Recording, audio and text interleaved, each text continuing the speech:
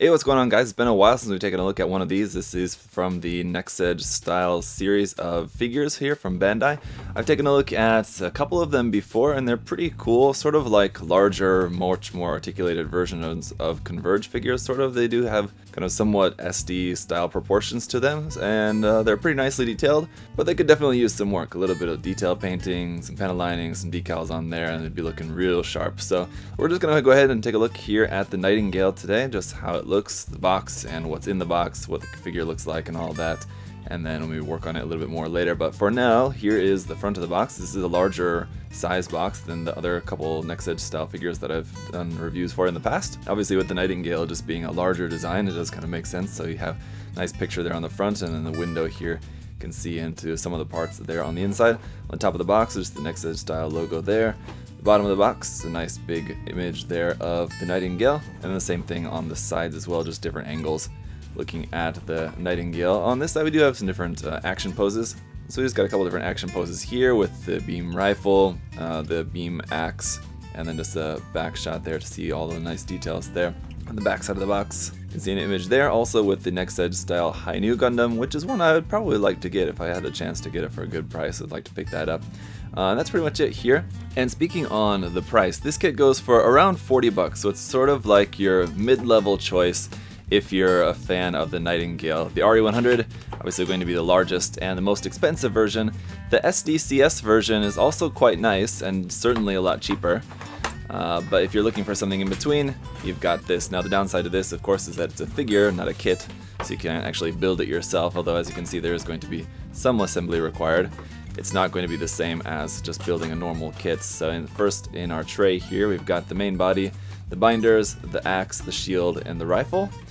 And then in behind that, we've got another bag of parts here with some fuel tanks, looks like in there, some of the stand parts. I think these are like, it does have a couple of effect parts for the funnels, I believe, and then the base for that as well, which is actually made up of 3 parts there for the base. So we'll take a look at all of that in a moment. First off, just the instructions here as well. We have the Nightingale operations manual, basically just showing you how to install the different parts and then how to put the base together for that. And so pretty simple there, so I'm sure we can figure it out. Let's take a look at the parts. Taking a look at the main body here first, you can see we have some pre-painted gold there for the logo on the chest. That is molded in there, so if you wanted to, like if you were going to repaint that, you can repaint that pretty easily. That said, the logo down here is not a raised detail, so that's just printed on there, and if you were going to recreate that, you'd need a decal for that.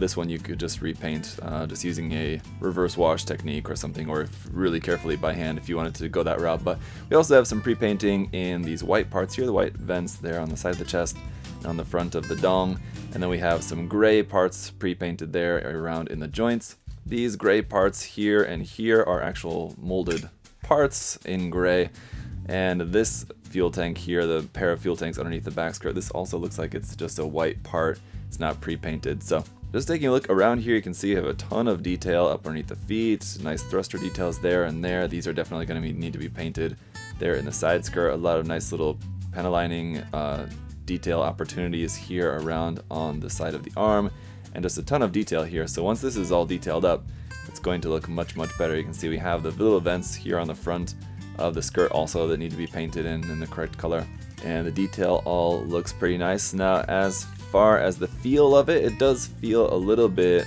loose, but that's pretty much the same feeling that I've experienced with the other figures that I've worked with. Let's get out the other parts here. We've got the same molded detail there on the front of the shield, so again, if you're going to repaint that, you could just reverse wash that if you wanted, but it's just a raised detail there for that gold on the shield.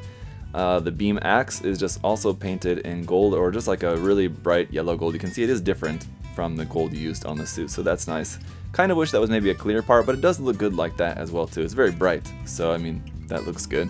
And the binders, of course, these funnels look like they can each be removed, and you got some nice detail actually on the funnels as well, so those actually look quite nice when they're removed from there. Better than the SD version, that's for sure. And then up underneath there, you got some nice, all the thrusters up in there as well, so these can just be plugged into there. I don't think there's a left or right side to them. They should be the same. On the back of the shield, we got some empty, ugly detail there, but hopefully it's not going to be too noticeable. That will just plug here onto the back of the arm. And the rifle here, it looks like this is just all painted in this kind of little bit kind of dark silver color. Not really a big fan of this color, to be honest. I wish this was darker, even like a really dark gray or something. It's very shiny, so if you wanted to leave some of the details shiny, you could just like paint in some other parts of it and just leave some parts in that shiny silver as you have it now, the metallic silver. Just another couple quick things regarding this is that if you remove the front of the head here on the inside, you can rotate the mono eye. Just turn that either to the left or the right, and then just pop that back into place in here on the head like that. Also, we'll just point out that the kit in general doesn't really have anything in the way of seam lines for the most part, except for here on these fuel tanks. Each of these fuel tanks here on the back does have a seam line down the side of it, but it's not really very noticeable. This white is pre-painted, and so the paint kind of covers up the seam line a little bit, and so you're not really going to notice that too much, I think. But if you were going to like repaint this, or at least just repaint this part, you would have to go in and separate those, and then just go in and get some glue in there, do all the sanding and everything to get rid of the seam, and then you could have to repaint that and everything. So also, for a quick size comparison, here it is compared with your average size HG 1/44 scale Gundam, so you can see it's going to be not really all that big a figure, it's going to be pretty small. Alright, once everything's all put together, then here is how it's going to look, and it looks pretty awesome. There is another shield connector piece that I didn't notice in there at first.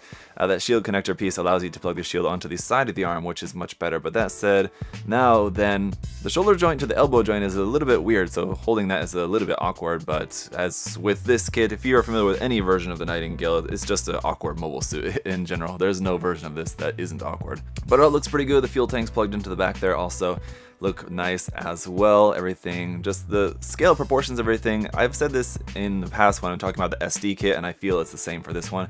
I think the Nightingale in its proper proportions, like the RE100 kit, is so over the top when it's shrunken down into sort of SD scale, and this is like sort of in between. It's not quite as SD's proportions as the SD cross silhouette kit, but it's still sort of SD in its proportions.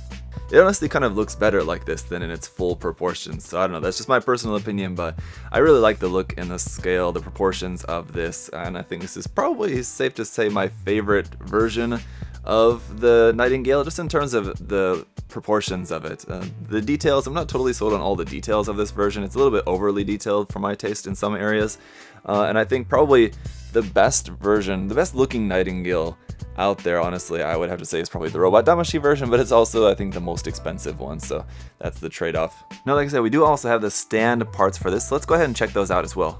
Right, so like I said, we've got 3 of these base plates, which are the same, and they have a cool locking mechanism. You just fit them together like that, and they pop together like so. So there you go. Anyway, I like that those fit together like that, and you don't need to use like a separate piece in there for that. It's just really simple like that. And we have 3 of them which will fit together, but I want to see what we can do not using all 3 of them. Now, the reason we have 3 of them is because, of course, this is a pretty large design, so you kind of need 3 of them to get the full effect there, maybe. But we also have here, this is the extension arm here for just plugging up underneath the mobile suit, obviously, so you can plug that into any one of these holes around there.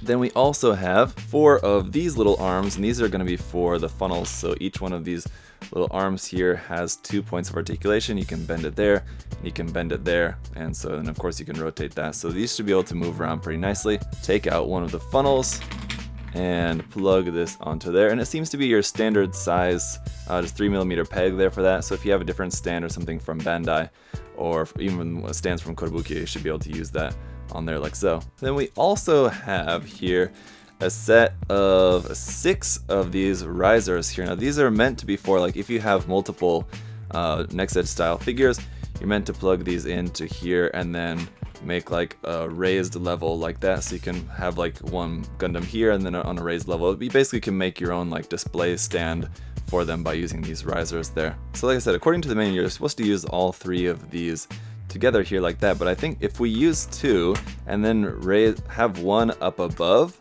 upside down, we can have a couple of the funnel effects pointed down like that, which would be pretty interesting as well. So I'm going to give this a try here. There we go, something like that. In a way, I think you guys get the idea. Now the problem with this is that you can't use this stand here, because then that'll make it too tall. It won't fit underneath this. So in order to be able to put this up above, you need to just have it just stood on the bases like that. But it works. Something like that I think could work pretty well if you wanted to have these flying up above, because these extension arms here, the effect parts, there for holding the funnels are not very long. So having them just plugged into the base down below, they're only going to be coming up so high, and they kind of look better if they're like flying around the air more like up higher, I think. So having them up something like this, I think seems a little bit more realistic, or seems like this would make sense a little bit more for how the funnels like would essentially be flying around the mobile suit like that. But another option that you could also use is some of these just clear plastic beams here, 3mm clear plastic beams. For example, these are from Tamiya, but other companies make them. Just a set of these plastic beams, plastic pipes that you can use just to, and then you can heat them to curve them and make your own beam effect parts like that, essentially, if you want to make longer ones.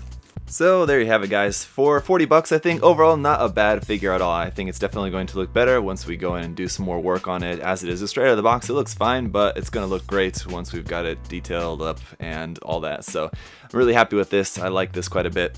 I don't plan on fully repainting the entire thing, although that is something that you could do, of course, if you wanted as well. It's just that, in my opinion, if you wanted to do that, I would say just go ahead and go for the SD cross silhouette version. It's a great little kit, although not going to be as highly detailed as this version, and doesn't come with a stand and effect parts and things like that. You have a little bit of a trade-off there. But anyway, if you guys have any other further questions or comments about this, feel free to leave those down below. I'll also include down in the video description, of course, a link to USA Gundam Store, where you can check out the different SD cross silhouette figures we have available there, and you can save 10% off all of those, of course, using my coupon code ZakuAurelius10, so check that out in the video description down below. In my experience with the line so far, I can definitely say that I enjoy the line, so if you're a fan, then I would say go ahead and check them out. So thank you guys all so much for watching. I'll see you next time. Bye, guys.